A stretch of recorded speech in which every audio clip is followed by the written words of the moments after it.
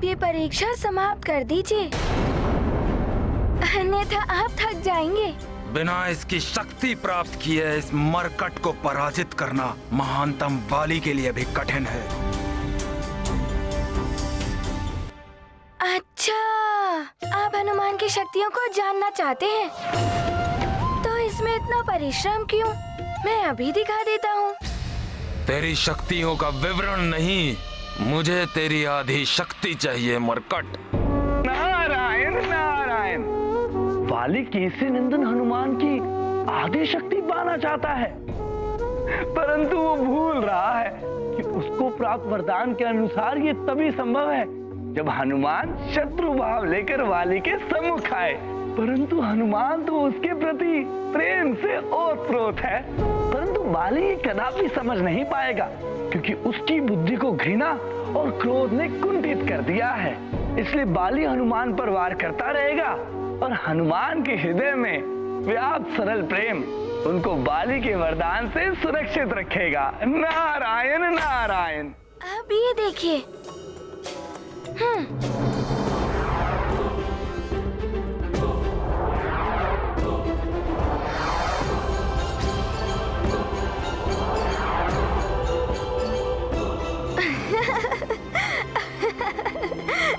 अरे कहाँ चला गया मरकट?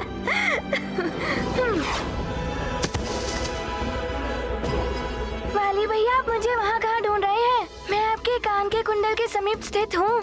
इतना घटा लिया है मैंने अपनी देह का आकार। हनुमान हट जाओ। अरे अरे वाली भैया, आप क्या कर रहे हैं?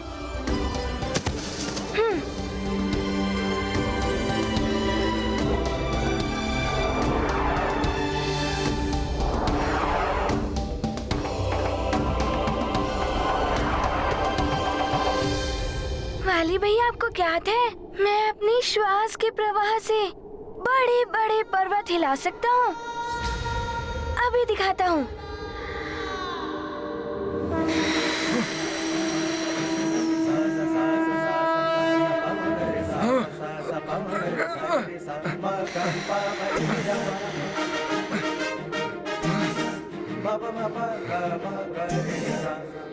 क्षमा कीजिएगा वाली भैया, मैं तो बस आपको दिखा रहा था कि अच्छा, मैं एक और शक्ति का प्रदर्शन करता हूँ। मैं प्रज्वलित अग्नि का रूप ले सकता हूँ।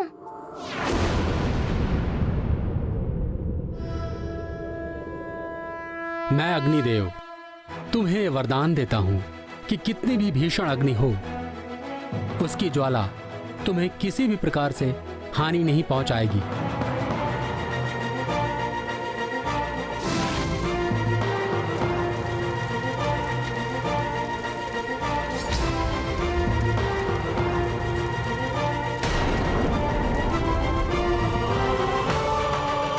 मरकट तो अग्नि का रूप भी धारण कर सकता है।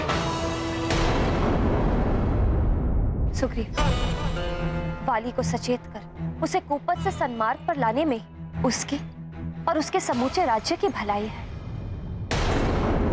माता अंजना, मुझे तो ये भी भय है कि वाली भैया स्वयं यहाँ ना आ जाएं।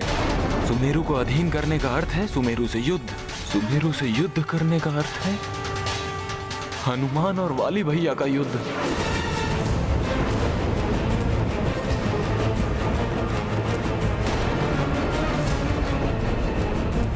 जो वाली भैया के लिए घातक सिद्ध हो सकता है। हाँ पुत्र सुग्रीव, इस बात का भय तो मुझे भी है। मैंने मित्र ऋक्षराज को वाली की सुरक्षा का वचन दिया है।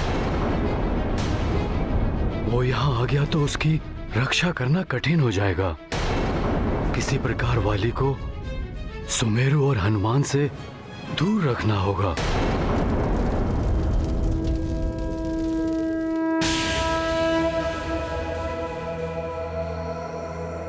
अब ये देखिएगा वाली भैया।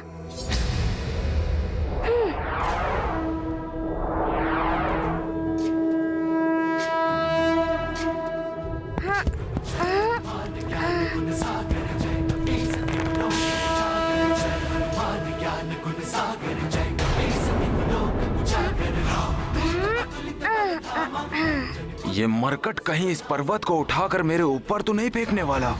मुझे वाली भैया को समझाने का प्रयत्न करना चाहिए, परंतु उससे पूर्व मुझे उन्हें हनुमान के सम्मुख आने से रोकना और भी आवश्यक है।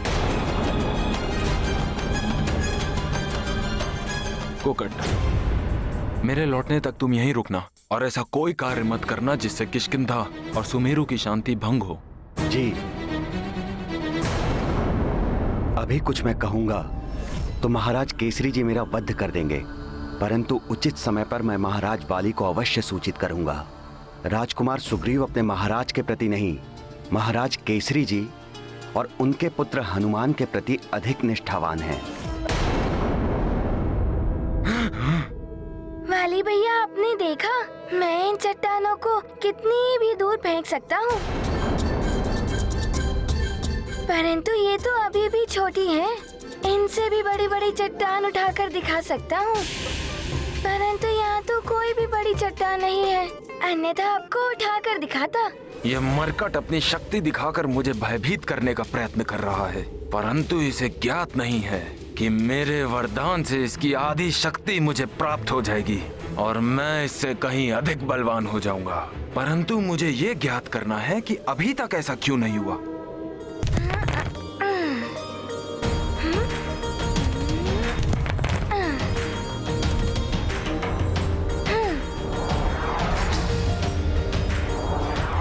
कितने भोले और निष्कपट हैं हनुमान। बाली के घृणित प्रयोजन का उन्हें लेश मात्र भी अनुमान नहीं है।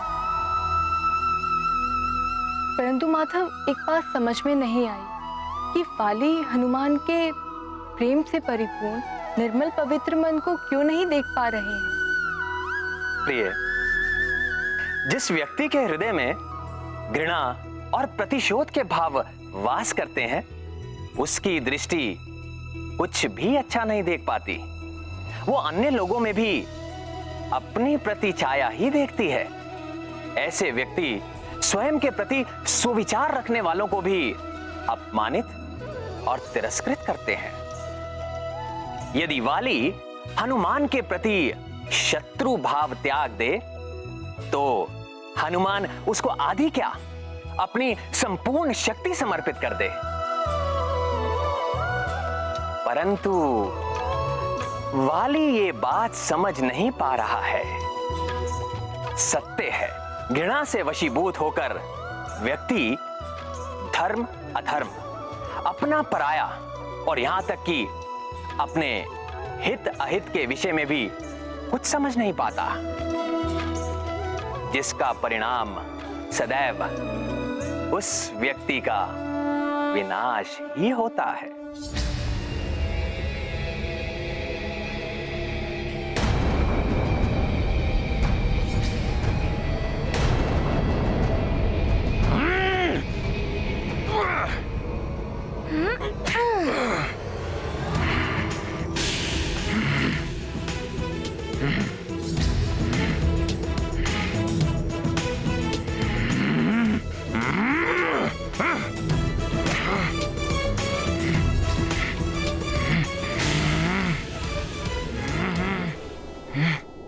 वाली भैया, प्रतीत होता है आप मेरी और परीक्षा लेना चाहते हैं। ये देखना चाहते हैं कि मेरी भुजाओं में कितनी शक्ति है। ये जानना चाहते हैं ना आप?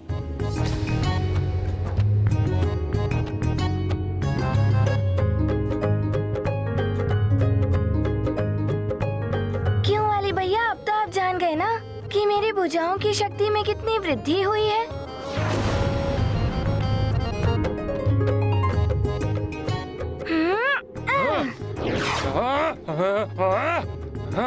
आनंद आ रहा है ना वाली भैया? वाली भैया संभल के।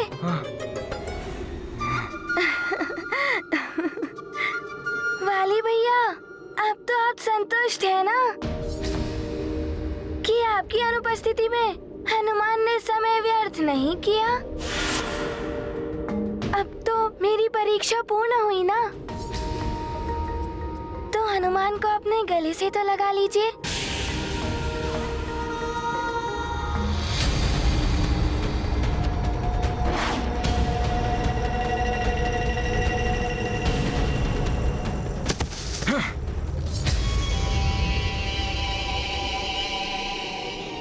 लगाइए ना वाली भैया।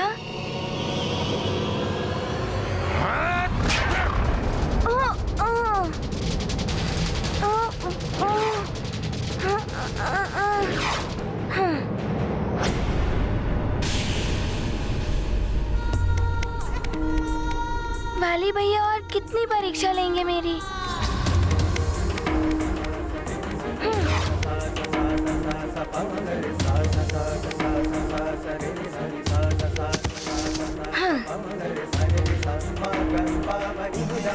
वाली भैया, हनुमान को तो ज्ञात है कि आप परम शक्तिशाली हैं।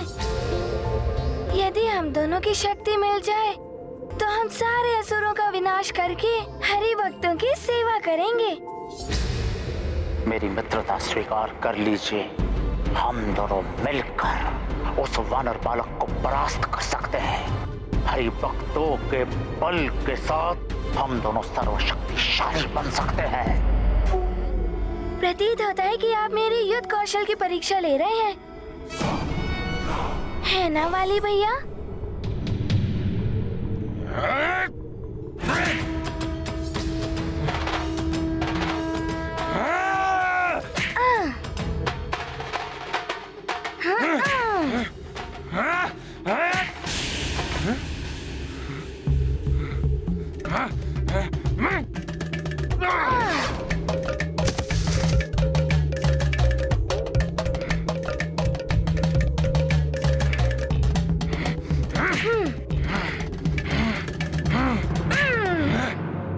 वाली भैया को क्या हो गया है? मेरा प्रणाम भी स्वीकार नहीं किया, मुझे अपने गले से नहीं लगाया, बस निरंतर भांति भांति की परीक्षा ही लिए चले जा रहे हैं। क्यों कर रहे हैं वो ऐसा व्यवहार?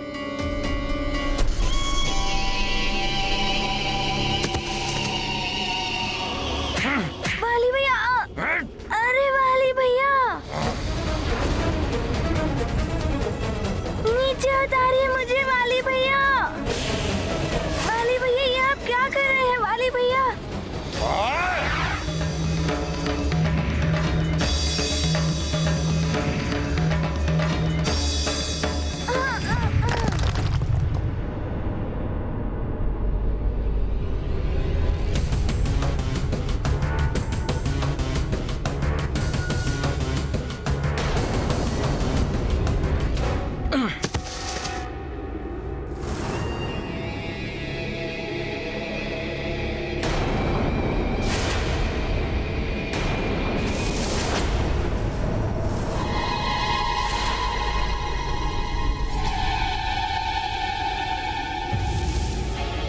इस मरकट को तो शिलाओं के नीचे होना चाहिए था, ये यहाँ कैसे आ गया?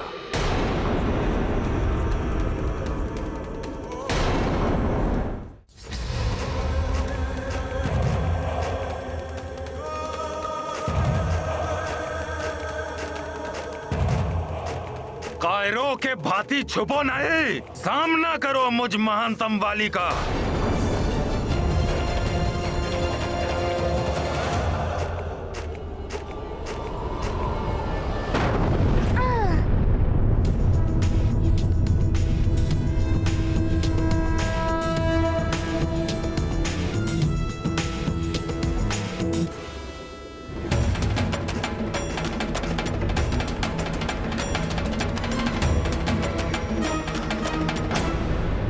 मेरी परीक्षा लेते लेते कहाँ चले गए वाली भैया? वाली भैया, हनुमान!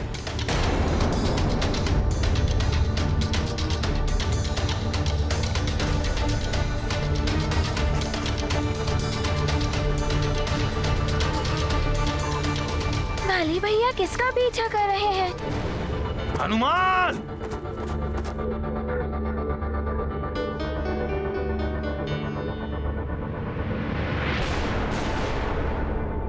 हनुमान! कहाँ हो? ये तो बड़ी तीव्र गति से मेरे पीछे आ रहे हैं। इन्हें यहाँ पहुंचकर मुझे पकड़ने में अधिक समय नहीं लगेगा। मुझे इन्हें भ्रमित करने के लिए कोई और उपाय सोचना होगा।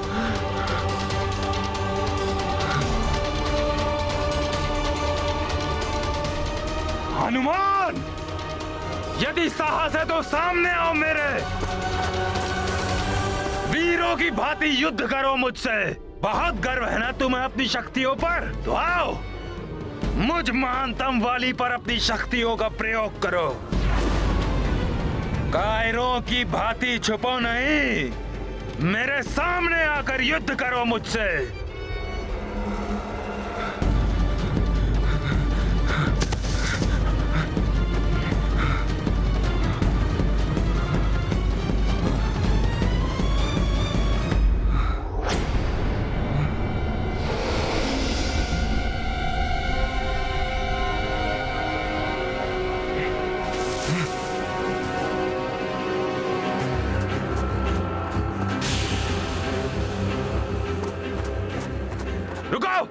रुक जाओ।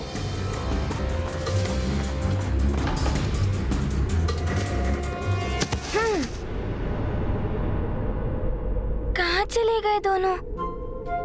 अभी तो यहीं थे।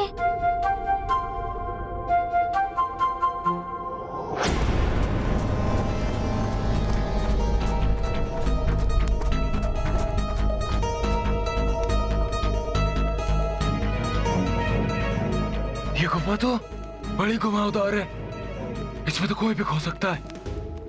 यदि इसमें वाली भैया थोड़ी देर के लिए भी घूम जाए तो मुझे हनुमान को उनके सम्मुख आने से रोकने का अवसर मिल जाएगा। हनुमान!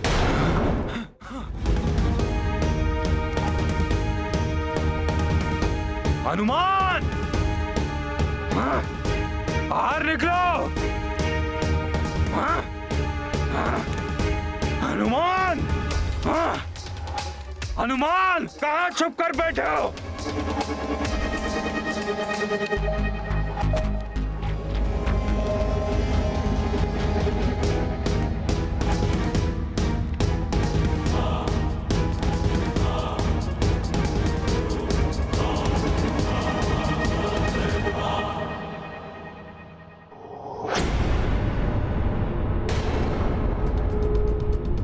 अवश्य वे दोनों इसी गुफा के भीतर गए होंगे।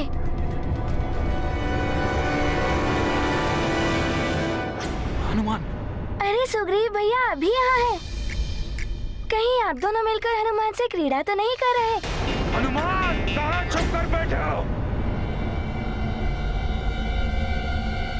नहीं हनुमान, ये कोई क्रीड़ा नहीं है। अब तो ये गंभीर बात है। पहले हमें वाली भैया की दृष्टि से बचकर कहीं छुपना होगा, फिर मैं तुम्हें सब कुछ गंभीरता से बताऊंगा। आ जाओ।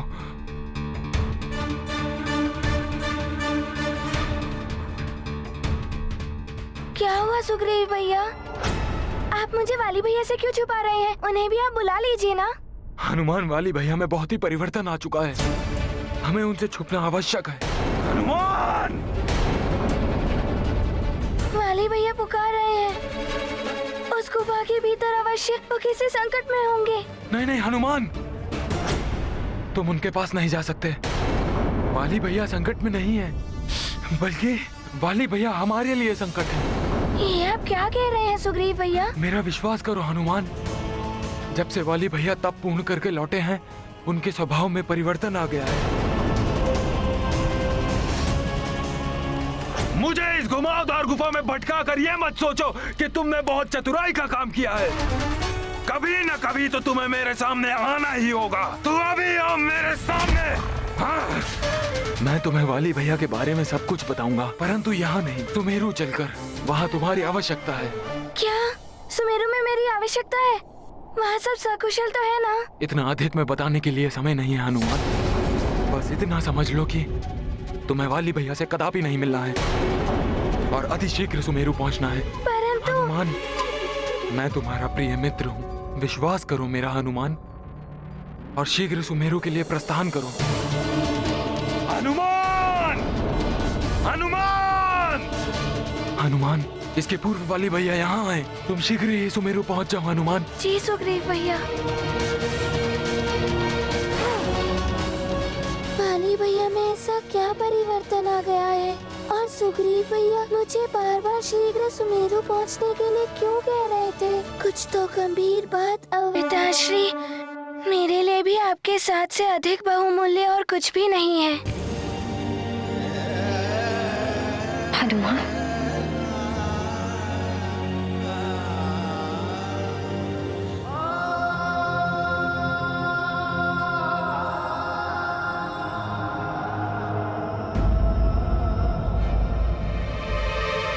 पिताश्री, किष्किंधा के कोकट जी यहाँ क्यों उपस्थित हैं?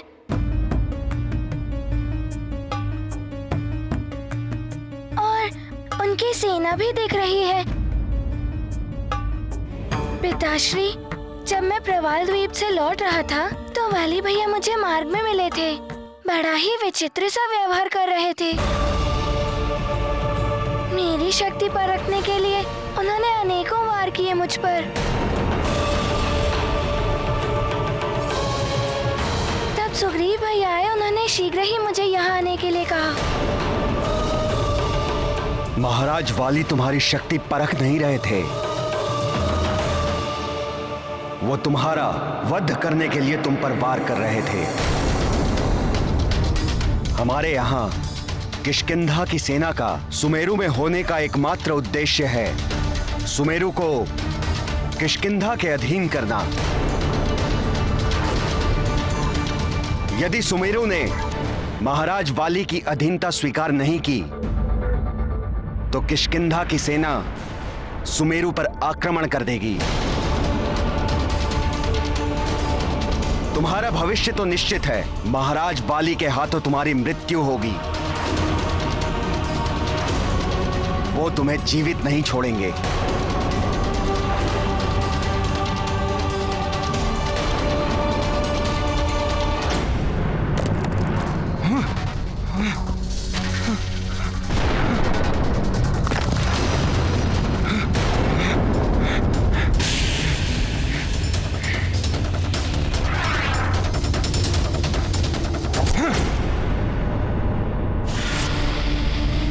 हनुमान मरकट, मैं तुम्हें जीवित नहीं छोड़ूंगा।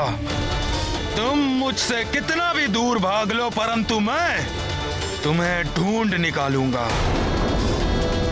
आ रहा हूं मैं सुमेरु, और यदि तुम भी सुमेरु में हो तो मैं भी वहीं आकर तुम्हारा वध कर दूंगा।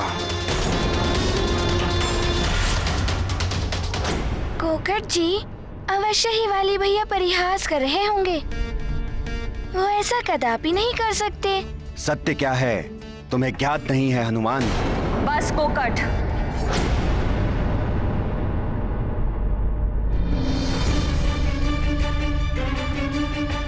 हनुमान को ज्ञात कराने की कोई आवश्यकता नहीं। महारानी अंजना। कोकट,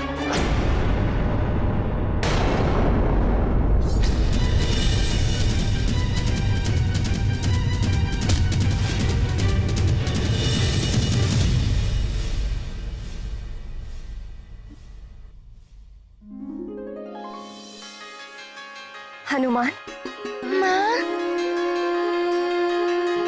माँ, माँ, मेरा लाल।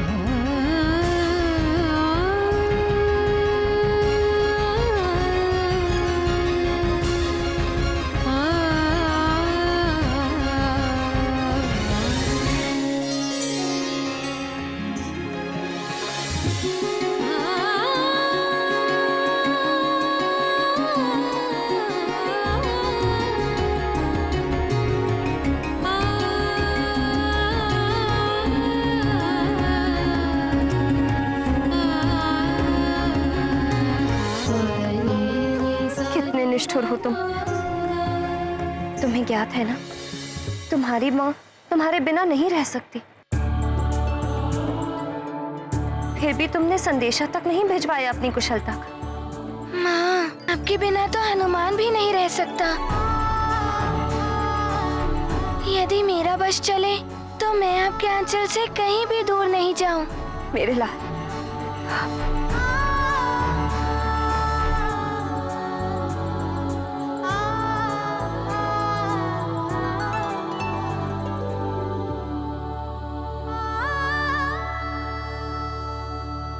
अरे इतने दुर्बल दिखाई दे रहे हो। प्रतीत होता है भोजन नहीं किया तुमने इतने दिनों। नहीं माँ, ये तो आपकी ममता भरी दृष्टि को लग रहा है कि मैं दुर्बल हो गया हूँ, किंतु जैसा हनुमान पहले था वैसा ही है। बस बस, चलो आज मैं तुम्हें अपने हाथों से भोजन बनाकर खिलाऊंगी। तुम पहले जाओ और स्नान कर। आज तो बड़ा ही आनंद आएगा। माँ बनाएंगी पकवान, जी भर खाएगा हनुमान। माँ बनाएंगी पकवान, मन भर खाएगा हनुमान। मैं जानती हूँ आप सबके लिए मेरा पुत्र एक योद्धा है, रक्षक है, संकट मोचन है, सुमेरु का युवराज है। किंतु एक माँ के हृदय से पूछे, उसके लिए तो वो अब भी उसका नन्हा सा पुत्र ही है। हनुमान सदैव जगत के कल्याण के लिए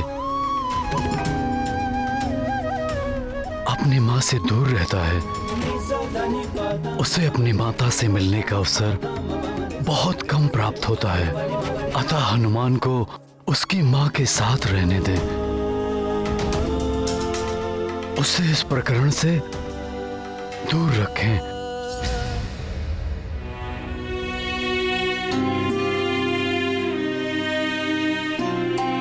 आज हनुमान बहुत दिन पश्चात अपनी माँ के पास लौट कर आया है। ये माँ अपने एक मात्र पुत्र पर अपनी ममता, अपना स्नेह लुटाना चाहती है। इसीलिए हनुमान को इस राजनीति से दूर ही रखिए। इस माँ पर बड़ी कृपा होगी आप सबकी।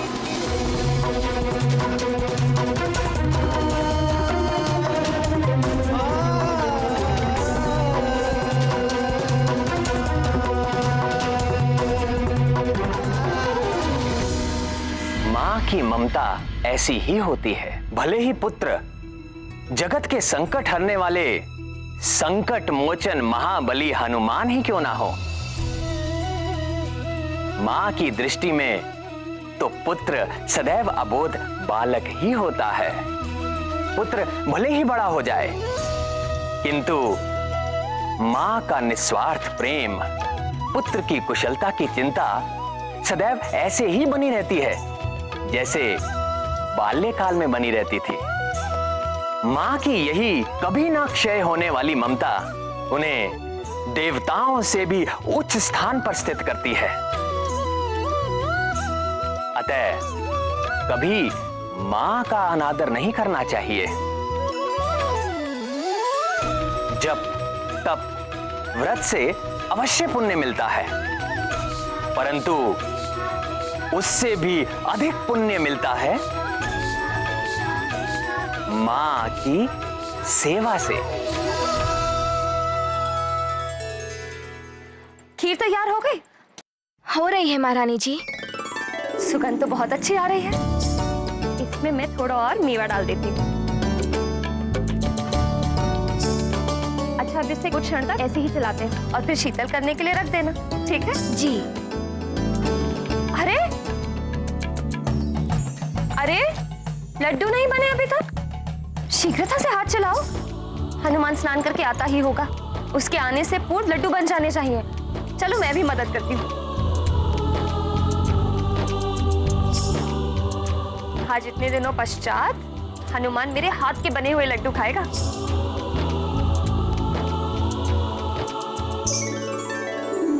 अरे, ये आम फल ऐसे क्यों पड़े हैं? इनका आमरस कब बनाओगी तुम? चलो शीघ्रता से बनाओ।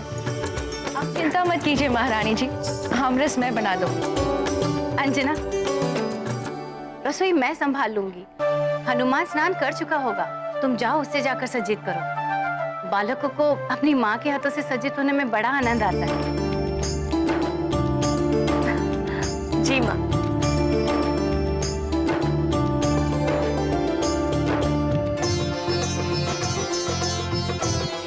माँ, हनुमान के आते ही निष्प्राण से हुए राजभवन में चैतन्यता सी आ जाती है, उमंग और उल्लास सा छा जाता है।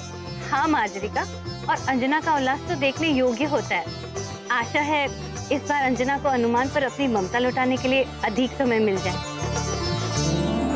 निश्चित निश्चित ही वो मरकट सुमेरु गया होगा,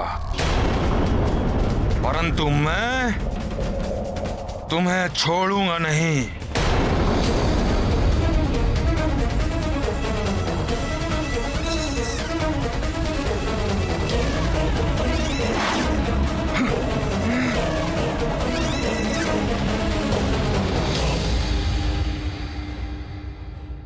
इतनी शक्ति वाली भैया में पूरी गुफा ही ढह गई। वो सुमेरु की दिशा में गए हैं, कहीं कुछ अनर्थ ना कर दें।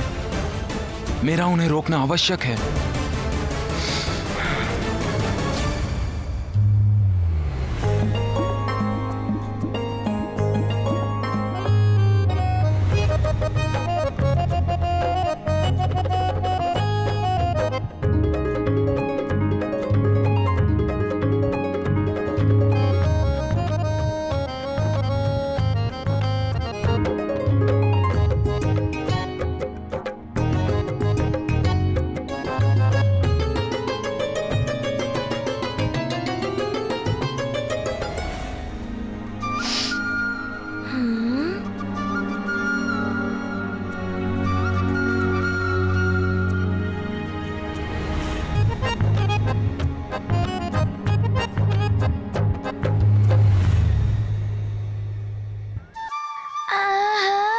कैसी सुगंध!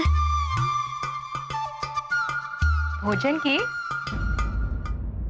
नहीं,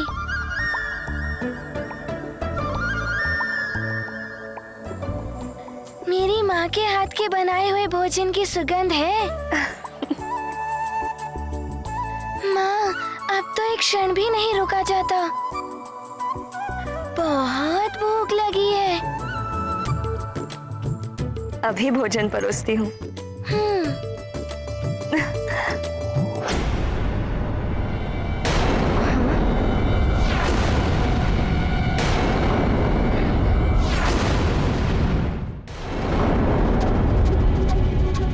कहाँ गया भोजन?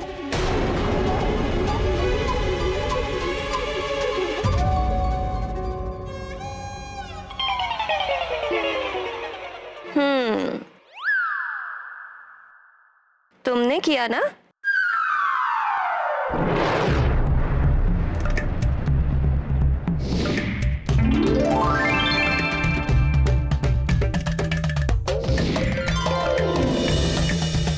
माँ, हनुमान से रहा नहीं जा रहा था।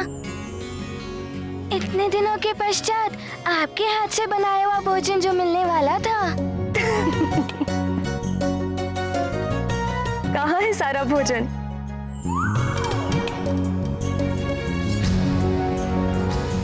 सखा,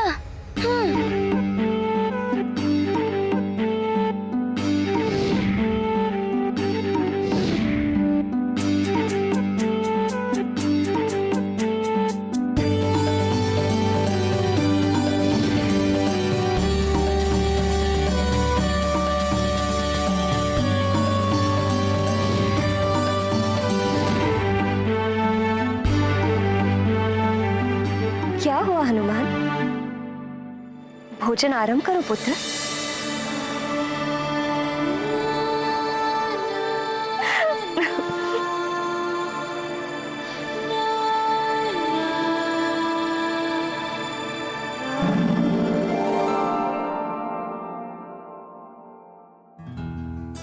ये पहला ग्रास चिड़िया का। आनंद, अति आनंद माँ। ये द्वितीय ग्रास गैया का।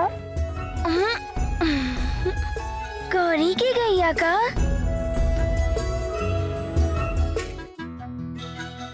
माँ, आपके ये स्नेह भरे स्पर्श से भोजन अमृत बन जाता है। स्वर्ग के दिव्य भोजन में भी ऐसा आनंद कहाँ जो इस भोजन में है।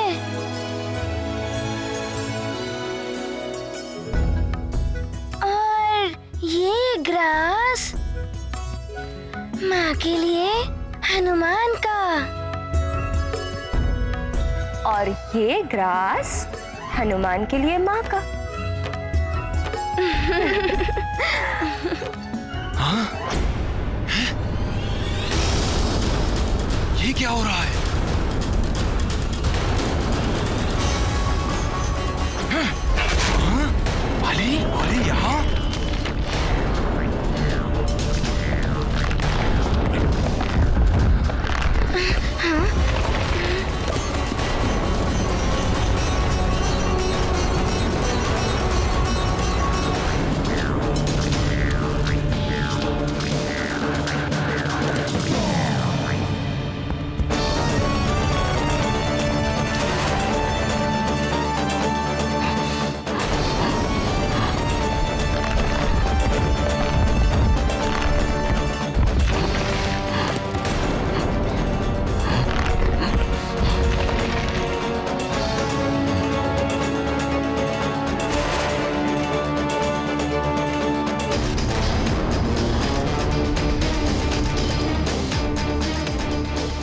ये धरती में कैसा प्रकंपन हुआ?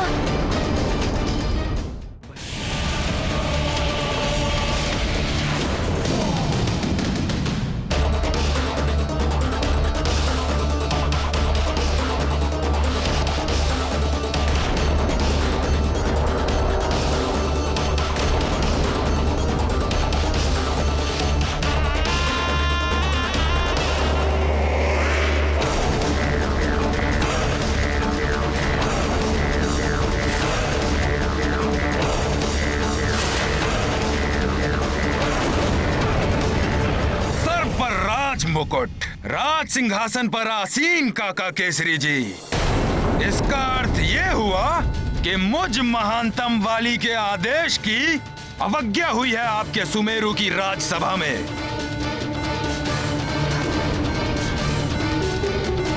काका केसरी जी, मेरी अधीनता स्वीकार नहीं की आपने, या सुग्रीव को अधीनता स्वीकार कराना आया ही नहीं। वाली काका केसरी जी,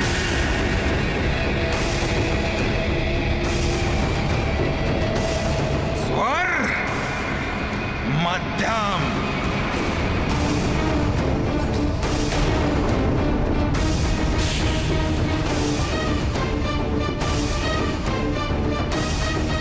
और कहां है वो भीरू सुग्रीव और आपका पुत्र हनुमान, जो मुझ महानतम वाली के भय से भागकर यहाँ कहीं छुपने आ गया होगा। माँ, अवश्य ही कोई अनहोनी घटी है। माँ, मैं अभी जाकर देखता हूँ। किंतु हनुमान, कहाँ छुप कर बैठा है हनुमान? और वो सुग्रीव, जिसके लिए उस हनुमान की मित्रता मुझ महानतम वाली के आदेश से भी बड़ी हो गई है। ऐसा नहीं है भैया।